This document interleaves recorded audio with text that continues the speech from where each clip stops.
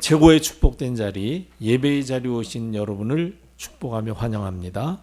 하나님께서 오늘도 말씀으로 은혜 주시고 새 힘을 주시고 답을 얻게 하실 줄 믿습니다. 지난 주일 하나님께서는 237 전도를 위해서 알아야 할 복음을 말씀하셨습니다. 오늘은 237 전도를 위해서 누려야 할 기도를 말씀해 주십니다. 알아야 될 복음이 무엇입니까? 우리 인간이 하나님의 말씀을 불순종하여서 하나님을 떠나게 됐습니다. 하나님을 떠난 상태를 바로 죄라고 이야기합니다. 그래서 죄로 말미암아 마귀에게 사로잡혀서 마귀에게 종노릇하게 됐습니다. 인간의 근본 문제죠. 하나님을 떠나 죄인이 되어서 마귀에게 속한 자가 되어 마귀와 함께 영원히 지옥 불못에 던져질 멸망에 빠지게 된 것입니다. 이 문제를 우리 인간의 힘으로 해결할 수 없기 때문에 하나님께서 처음부터 우리 인간을 구원하시기 위해서 아담으로 말미암아 시작된 이 죄의 문제 해결할 아담의 후손이 아닌 여자의 후손 보내실 것을 약속하셨습니다. 그래서 여자의 후손으로 오셔서 우리 인간을 구원하시기 위해서 하나님 떠난 인간에게 하나님 만나는 길을 여시고 죄와 사망의 법에 빠진 우리 인생을 죄와 사망의 법에서 해방하시고 마귀의 손에서 우리를 자유케 하시려고 그리스도의 일을 하실 것을 말씀하셨습니다. 우리 인간은 그리스도가 필요한 상태가 된 것입니다. 그래서 그리스도의 일을 하러 이 땅에 보내신 분이 바로 예수님이십니다. 그래서 예수께서 사람의 몸을 입고 이 땅에 오셔서 십자가에서 피 흘려 죽으심으로 우리의 죄를 담당해 주셨습니다. 죄로 말미암아 하나님께 나아가지 못하던 우리 인생에게 하나님께 나아가는 생명의 길을 열어주셨습니다. 그리고 사망에서 부활하심으로 사망 권세 가지고 우리 인간을 종노릇 시키던 마귀의 손에서 우리를 자유케 하셨습니다.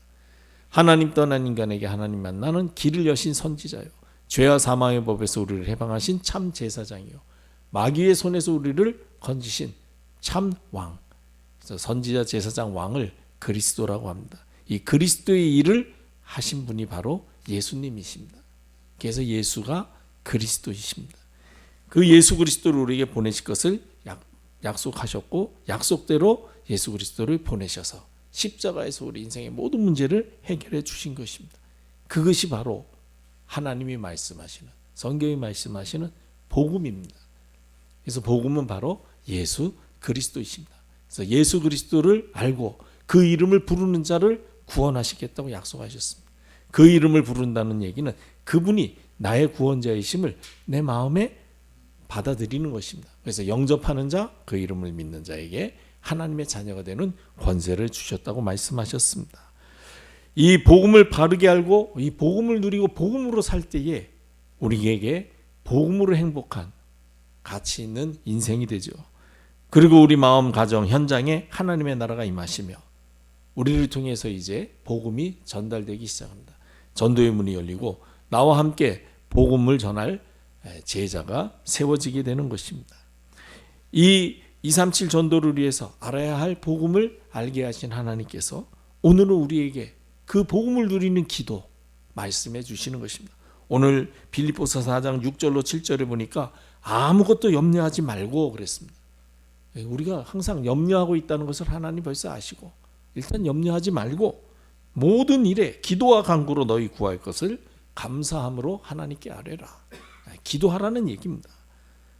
그러면은 하나님께서 우리의 마음과 생각을 지키실 것임을 말씀해 주셨습니다. 우리가 복음 안에서 복음으로 행복한 삶을 살며 이 복음의 축복을 전달하는 이 성경적인 전도 운동이 일어나기 위해서는 하나님이 우리에게 주신 것을 누리는 기도의 시간을 가져야 된다는 것입니다. 그래서 하나님께서 오늘 우리에게 237 전도를 위해서 누려야 할 기도가 어떤 것인가를 말씀해 주시는 것입니다. 237 전도 운동을 해서 우리가 누려야 될 기도는 과연 어떤 것입니까? 하나님이 주신 보좌의 축복을 누리는 것입니다. 237 전도가 되려면 기도 시간이 행복해야 됩니다. 어떻게 하면 내 기도 시간이 행복해질 수 있겠습니까? 기도 시간에 하나님께서 주신 보좌의 축복을 누릴 때에 기도 시간이 행복해지는 것입니다. 하나님이 주신 보좌의 축복이란 하나님의 자녀된 신분과 권세를 누리는 것입니다. 우리는 예수 그리스도를 영접함으로 하나님의 자녀가 됐습니다. 요한복음 1장 12절에 영접하는 자 곧 그 이름을 믿는 자들에게는 하나님의 자녀가 되는 권세를 주셨다고 말씀하셨습니다. 하나님의 자녀가 됐다는 얘기는 이제 하나님께서 책임지실 사람이 됐다는 것입니다. 하나님께서는 하나님의 자녀를 지켜주시고 하나님의 자녀의 모든 필요를 채워주시겠다고 약속하셨습니다. 시편 121편 3절로 4절에 보면 여호와께서 너를 실족지 아니하게 하시며 너를 지키시는 이가 졸지 아니하시리로다. 우리를 실족하지 않게 하시는 하나님은 졸지 않는다. 실수하는 법이 없다는 얘기죠. 이스라엘을 지키시는 이는 졸지도 아니하시고 주무시지도 아니하신다. 확실하게 우리를 지키시고 보호해 주신다는 것입니다. 그리고 빌립보서 4장 19절에서는 뭐라고 말씀하십니까? 나의 하나님이 그리스도 예수 안에서 영광 가운데 그 풍성한 대로 너희 모든 쓸 것을 채우시리라. 하나님의 자녀에게 하나님께서는 이와 같이 끝까지 보호하실 뿐만 아니라 우리 삶에 필요한 모든 필요를 채우신다고 말씀하셨습니다. 이 사실을 누리는 것이 바로 보호자의 축복을 누리는 것입니다. 여러분들이 이 사실이 내게 믿어지고 누려진다면 얼마나 행복하겠습니까? 이와 같이 기도는 다른 것이 아니라 하나님이 하나님의 자녀에게 주신 보호자의 축복을 찾아 누리는 것이다. 그리고 우리가 237 전도를 위해서 누려야 될 기도는 어떤 기도입니까? 시공간 초월의 축복을 누리는 기도입니다. 우리가 기도로 누려야 될 시공간 초월의 축복은 그리스도께서 오셔서 회복하신 하나님의 나라입니다. 이 하나님의 나라는 창조주 하나님께서 함께 하시는 시간과 공간을 의미하는 것입니다. 하나님의 다스림과 통치가 이루어지는 곳입니다. 언제 어디서나 하나님이 나와 함께 하시는 사실이 확인되고 믿어진다면 어떤 염려나 근심, 걱정, 두려움, 불안함 다 사라지게 될 것입니다. 오히려 항상 기뻐하며 취조하고 기도하고 범사에 감사하며 찬양이 나오게 될 것입니다.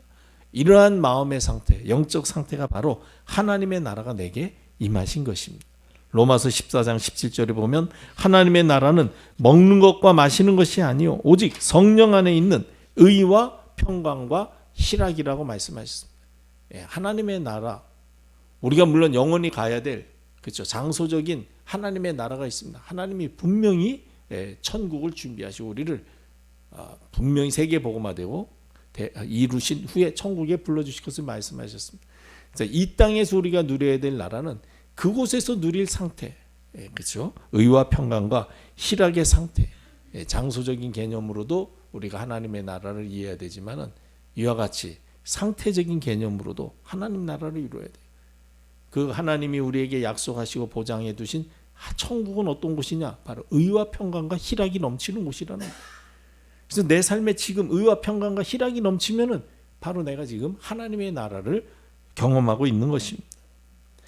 이 하나님의 나라는 보좌의 축복을 누릴 때에 따라와지는 것입니다. 그래서 하늘 보좌에 계신 하나님이 시공간을 초월하여서 나와 함께 계시는 사실을 누리는 것입니다. 그리고 하늘과 땅의 모든 권세를 가지고 계신 그리스도께서 나와 함께 하시며 능력으로 역사하심을 누리는 것입니다. 마태복음 28장 20절에 하늘과 땅의 모든 권세를 가지신 그리스도께서 말씀하시죠. 볼지어다 내가 세상 끝날까지 너희와 항상 함께 있으리라. 기도는 무엇이냐? 24 하나님이 내 안에 나와 함께 하시는 사실을 누리는 것이다. 그게 바로 시공간 초월의 축복을 누리는 것입니다. 그리고 우리가 237 전도를 위해서 누려야 될 기도는 어떤 기도입니까? 에덴의 축복을 누리는 기도입니다. 에덴의 축복이란 하나님이 함께 하시며 나의 모든 필요를 채워주심으로 부족함이 없이 사는 것인데 하나님이 주신 보좌의 축복과 그리스도께서 회복하신 하나님의 나라를 누리는 사람에게 따라와지는 것입니다. 그리고 에덴의 축복은 성령의 충만함을 받아 그리스도의 증인의 삶을 사는 것입니다. 그래서 부활하신 주 예수 그리스도께서 승천 직전에 제자들에게 말씀하시죠. 예루살렘을 떠나지 말고 내게서 들은 바 아버지의 약속하신 것을 기다리라. 요한은 물로 세례를 베풀었으나 너희는 몇 날이 못되어 성령으로 세례를 받으리라 말씀하셨고, 사도행전 1장 8절에서는 오직 성령이 너희에게 임하시면 너희가 권능을 받고 예루살렘, 유대, 사마리아와 땅끝까지 이르러 내 증인이 되리라고 말씀하셨습니다. 그렇죠? 에덴의 축복이라는 바로 성령 충만함을 받아 그리스도의 복음의 증인으로 사는 축복입니다. 이 성령 충만함을 받았다는 이야기는 나는 없고 내 안에 그리스도께서 나의 주인이 되셔서 그리스도께서 내 안에 충만케 되는 것입니다. 내가 없고 그리스도가 나의 주인이 될 때에 그리스도의 기쁨이 우리 안에 있게 되어져서 세상이 줄 수 없는 참된 평안과 기쁨이 우리 안에 충만해지는 것입니다. 그리스도로 기뻐지고 그리스도로 충만해지면은 그러면 당연히 그 그리스도를 다른 사람들에게 말해줄 수밖에 없는 것이죠. 이와 같이 하나님이 함께 하시며 하나님께서 우리에게 약속하신 성령의 충만함을 받아 그리스도의 증인의 삶을 사는 에덴의 축복을 누리는 기도. 이 기도가 바로 237 전도를 위해서 우리가 누려야 될 기도다. 그렇다면은 이 누려야 될 기도를 누리기 위해서는 무엇을 알아야 되겠습니까? 그리스도 안에서 변화된 자기 정체성을 항상 확인하고 살아야 됩니다. 성경은 말씀하시기를 누구든지 그리스도 안에 있으면 새로운 피조물이라 그랬습니다. 이전 것은 지나갔으니 보라 새 것이 되었도다. 고린도후서 5장 17절의 말씀이죠. 그리스도 안에서 새로운 피조물이 됐다는 이야기는 어두움에서 빛의 자녀로 신분이 완전히 바뀐 것을 이야기하는 것입니다. 에베소서 5장 8절로 9절에 보니까 너희가 전에는 어둠이더니 그리스도를 알지 못했을 때 그리스도 밖에 있을 때는 어둠이라는 것이죠. 그런데 이제는 주 안에서 빛이라. 이제 그리스도 안에 있게 되니까 빛이 되었다는 것이에요. 그러니 이제부터는 빛의 자녀처럼 행하라. 빛의 자녀처럼 살라는 것입니다. 빛의 열매는 모든 착함과 의로움과 진실함에 있다라고 말씀하셨습니다. 여러분, 우리는 그리스도 안에서 새로운 피조물이 됐습니다. 새로운 피조물이 됐다는 얘기는 이제는 더 이상 어둠에 속한 자가 아니라 빛에 속한 자가 됐다는 것입니다. 이제는 빛의 자녀가 됐습니다. 더 나아가서 어떠한 어려움과 위기의 상황에서도 절대로 무너지거나 흔들리거나 망하지 않는 보배를 가진 자임을 성경은 말씀하십니다. 고린도후서 4장 7절로 9절에 보니까 우리가 이 보배를 질그릇에 가졌으니 우리는 질그릇 같은 존재인데 우리 안에 보배로 오신 그리스도께서 임하셨기 때문에 이 보배를 질그릇에 가졌다는 거예요. 그래서 이는 심히 큰 능력은 하나님께 있고 우리에게 있지 아니함을 알게 하려 함이라. 우리가 이 보배를 가질 수 있는 그런 존재가 아니라는 거죠. 질그릇 같은 존재이기 때문에 이걸 가질 수 없는데 하나님이 은혜로 우리에게 넣어두셨다는 거예요. 그래서 이 보배를 가지게 된 것이 내 때문이 아니라 하나님의 은혜로, 그리고 우리에게 나타나는 증거나 이런 것은 내가 잘해서가 아니라 하나님께서 하나님의 능력으로 행하는 것임을 알게 하려 하시는 것입니다. 그래서 이제는 우리가 사방으로 우겨싸움을 당하여도 쌓이지 아니하고 답답한 일을 당하여도 낙심하지 아니하며 박해를 받아도 버림받지 아니하며 거꾸로 뜨림을 당하여도 망하지 아니한다. 여러분, 우리가 알다시피 초대교회가 얼마나 극심한 핍박을 당했으며 그런데도 망하지 않은 것뿐만 아니라 그런 일 때문에 낙심하지 않았다는 거예요. 그리고 박해받지만 버림받지 않았다. 거꾸로 뜸을 당하는 일들을 당해도 망하지 않았다는 거예요. 왜? 우리 안에 보배로우신 그리스도께서 함께 계시기 때문에. 내가 누구냐? 그리스도로 말미암아 이제는 새로운 피조물, 빛의 자녀가 된 자다. 빛의 자녀의 특징이 뭐냐? 어떠한 상황 조건에서도 무너지지 않고 망하지 않는 그런 하나님의 사람이다. 이 사실을 우리가 알고 누려야 됩니다. 절대로 여러분들은 망할 수 없습니다. 망할 자가 아님을 기억하시기를 바랍니다. 그리고 우리가 알아야 될 것이 있습니다. 그리스도 안에 있는 성도가 누려야 될 축복을 알아야 됩니다. 그리스도 안에 있는 구원받은 하나님의 자녀는 언제 어디서나 하나님의 나라를 누릴 수 있습니다. 왜냐하면 하나님께서는 언제 어디서나 그리스도 안에 있는 성도들과 함께 하시기 때문입니다. 시편 121편 5절로 8절에 보면 여호와는 너를 지키시는 이시라. 여호와께서 네 오른쪽에서 네 그늘이 되시나니 낮의 해가 너를 상하게 아니하며 밤의 달도 너를 해치지 아니하리로다. 여호와께서 너를 지켜 모든 환난을 면하게 하시며 또 네 영혼을 지키시리로다. 여호와께서 너의 출입을 지금부터 영원까지 지키시리로다. 우리를 지금부터 영원까지 끝까지 지키셔주시고 완벽하게 책임지신다는 것입니다. 그렇기 때문에 그 하나님이 언제 어디서나 나와 함께 하시며 나를 지키시는 하나님이기 때문에 그 하나님 나와 함께 하시는 축복을 누리라는 것입니다. 그리고 언제 어디서나 우리는 기도의 응답을 받을 수 있습니다. 왜냐하면 우리 기도를 들으시는 하나님께서는 언제 어느 곳에나 계시는 분이십니다. 그래서 전지전능하신 그리고 편재하신 분이다. 그렇게 이야기하죠. 모든 것을 아시고 모든 것을 하실 수 있고 모든 곳에 계시는 하나님. 그분이 바로 우리를 구원하시고 우리 편에서 나를 보호하시고 나를 자녀 삼으신 하나님이십니다.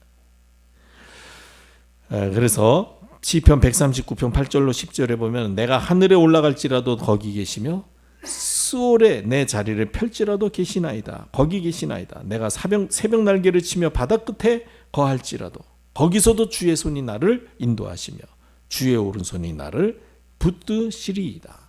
우리가 어디에 가 있든지 거기에 주님이 우리와 함께 계십니다. 그렇기 때문에 우리 기도에 응답하시는 주님이 언제 어디에 어느 곳에나 있기 때문에 어떤 상황 속에서도 우리와 함께 계시기 때문에 그 이름으로 기도하면 우리 기도에 응답하신다는 것입니다. 이것을 우리가 누려야 되는 것입니다. 그리고 그리스도 안에 있는 성도는 언제 어느 때나 하나님 자녀의 축복을 누릴 수가 있습니다. 누가복음 15장 22절로 24절에 보면은 우리가 잘 아는 아버지의 품을 떠났던 탕자가 완전히 실패해가지고 아버지 집에 돌아오잖아요. 아버지 집에 돌아오면서 자기도 일말의 양심이 있든지 뭐라고 이야기합니까? 아버지, 내가 이제 아버지의 자녀로 불리우는 것은 내가 감당하지 못해. 내가 한 일이 있으니까. 그러니까 나를 자녀라고 부르지 말고 이 집의 종으로, 내가 이 집의 종으로 있는 것만으로도 내가 밖에서 고생한 것보다 훨씬 나니 나를 이 집의 종으로 받아주세요 할 때 아버지가 뭐라 그럽니까? 무슨 소리냐? 응? 빨리 이 더러운 옷 벗기고 제일 좋은 옷으로 갈아입히고 그리고 손에 가락지를 끼우고 이게 자녀의 이 표시거든요. 그리고 발에 신을 신기우라. 옛날에 노예는 신발을 신기지 않았대요. 신발에 신을 신겼다는 얘기는 노예가 아니라 주인이라는 의미입니다. 그리고 옷을 갈아입혔다는 얘기는 옷이 신분을 상징하는 거거든요. 이제는 너는 죽었다가 다시 살아난 내 아들이다. 잃었다가 내가 다시 찾은 내 아들이다. 우리는 내가 너무너무 내가 잘못된 일을 했기 때문에 자녀라고 아들로 불릴 염치가 없습니다라고 말하지만 하나님은 아니라는 거예요. 그래도 너는 내 아들이다. 죽었다가 다시 살아난 내 아들이고 잃었다가 다시 찾은 내 아들이다. 여러분, 이처럼 하나님께서는 언제 어디서나 어떤 일을 했더라도 우리를 자녀로 부르셨다는 사실, 그리고 하나님 자녀의 축복, 특권을 누릴 수 있다는 것을 알고 기도하셔야 됩니다. 절대로 여러분 속지 마시기를 바랍니다. 지금 낙심해 있는 하나님의 자녀, 우리가 자녀를 양육하다 보면은 뭐 잘할 때도 있지만 때때로는 낙심해 있을 수도 있고 때때로는 반항하기도 하고 뭐 그러지 않습니까? 그렇다고 반항한다고 자녀가 아니고 반항 안 하고 말 잘 들으면 자녀입니까? 그렇지 않거든요. 그렇듯이 우리는 언제 어느 때든지 하나님의 자녀다. 그래서 그리스도 안에 있는 성도가 누려야 될 축복, 그렇죠? 하나님의 나라, 그리고 언제든지 기도하면 응답하신다는 사실, 그리고 어떠한 상황에서도 하나님의 자녀라는 사실, 그 사실을 우리가 알 때에 우리가 마땅히 누려야 될 기도의 축복을 누릴 수가 있는 것입니다. 그리고 우리가 누려야 될 기도를 누리기 위해서는 무엇을 알아야 됩니까? 그리스도 안에서 우리가 기도할 때에 일어나는 영적 사실을 아셔야 됩니다.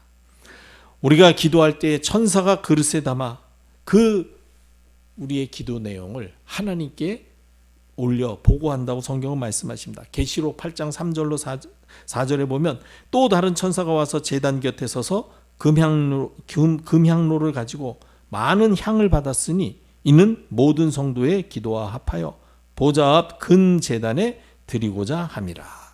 그러면서 향연이 성도의 기도와 함께 천사의 손으로부터 하나님 앞으로 올라가니 우리의 기도가 천사의 손에 붙잡혀져서 하나님 앞으로 금향로에 담겨서 하나님께 올려간다는 거예요. 이처럼 우리가 기도할 때에 천사들이 우리의 기도를 하나님께 보고함을 알고 누리셔야 됩니다. 그리고 성도들이 기도할 때 주의 성령께서 역사하시고 하늘 천사가 동원되는 것입니다. 사도행전 11장에 보면은 베드로가 유대인들의 손에 붙잡혀서 감옥에 갇히게 됐습니다. 사실은 당장 내일 처형당할 그런 위기였습니다. 그때에 그 밤에 그렇죠? 성도들이 교회에 모여 간절히 기도했습니다. 전도자들이 이렇게 핍박받는데 하나님께서 역사해달라고 기도할 때에 하나님께서 주의 사자를 그 옥에 보내셨죠. 그래서 잠자고 있던 베드로를 깨워서 밖으로 데리고 나왔어요. 어떻게 그런 일이 일어났는지를 사람들은 이해하지 못했습니다. 그래서 베드로를 위해서 기도하면서도 막상 베드로가 찾아오니까 이게 베드로가 온 게 아니다. 베드로의 천사가 온 것이다 그랬거든요. 근데 베드로가 들어오니까 사람들이 깜짝 놀랐죠. 이처럼 우리가 기도할 때 하나님께서는 성령으로 역사하시고 하늘 군대 동원하셔서 진정으로 우리가 알지 못하는 크고 비밀한 일을 이루시는 것입니다. 그리고 우리가 기도할 때 더러운 귀신이 떠나가고 하나님의 나라가 이루어지게 되어 있습니다. 마태복음 10장 1절을 보면 예수께서 그의 12제자를 부르사 더러운 귀신을 쫓아내며 모든 병과 모든 약한 것을 고치는 권능을 주셨다라고 말씀하셨습니다. 우리가 기도할 때에 더러운 귀신이 떠나가고 흑암의 세력이 꺾이고 하나님의 나라가 임하기 때문에 거기에 놀라운 하나님의 증거들이 나타나고 영육 간의 모든 질병이 치유되는 역사도 나타나는 것이다. 이와 같이 여러분들이 기도할 때 일어나는 영적인 사실을 알고 기도할 때에 우리에게 하나님의 증거가 나타나는 것입니다. 자, 이와 같이 우리가 마땅히 누려야 될 보좌의 축복과 그리고 시공간 초월의 축복, 에덴의 축복을 누리는 기도를 누릴 때에 어떤 증거가 나타납니까? 가장 먼저 우리가 이 땅에 살면서요, 염려, 근심, 걱정이 완전히 사라지게 됩니다. 하나님이 나와 함께 하시며 나를 지켜주시고 나의 모든 필요를 채워주신다는 사실을 누린다면은, 알고 누린다면 왜 우리가 염려하고 근심하고 걱정하겠습니까? 다윗은 뭐라고 고백을 했습니까? 여호와 하나님이 나의 목자이시기에 내게는 부족함이 없다라고 말씀하셨습니다. 고백했습니다. 특별히 시편 23편 4절에 보니까 내가 사망의 음침한 골짜기를 다닐지라도 해를 두려워하지 않는 것은 주께서 나와 함께 하심이라. 주님의 지팡이와 막대기가 나를 안위하시나이다. 다윗이 승승장구하고 왕궁에서 왕의 권세를 누릴 때 이런 고백을 했다면은 맞는 말이지만 별 감흥이 없겠죠. 그렇죠? 왜? 왕이니까 뭐 자기 마음대로 그냥 권세를 누리니까 부족함이 없다고 이야기하면 맞지. 그리고 막 사망의 음침한 골짜기를 다니는데 해를 두려워하지 않는다 할 때, 그렇죠. 그런 권세가 있는데 뭐 누가 대항해 본들 그냥 꺾을 수 있는 힘이 있으니까. 근데 다윗이 이 고백을 왕이 되었을 때 한 게 아니라 사울에게 쫓겨다닐 때 한 고백이거든요. 그때는 사울이 왕이었고 다윗은 사울이 죽이려고 작정하고 쫓아다니던 도망자의 입장이었습니다. 그런데 그때 나는 부족함이 없다는 거예요. 그리고 사망의 음침한 골짜기를 다니고 있다고 자기가 얘기합니다. 그렇죠. 사울왕이 막 군사들을 2,000명, 3,000명씩 풀어가지고 쫓아다니는데 얼마나 여러분 그게 두려운 일입니까? 예를 들어서 지금 내가 잘못했다고 나를 잡아서 감옥에 가두겠다고 이 포항 경찰서에서 형사 한 개 반이 나를 쫓아다닌다고 생각해 보세요. 그것만 해도 여러분 그렇죠.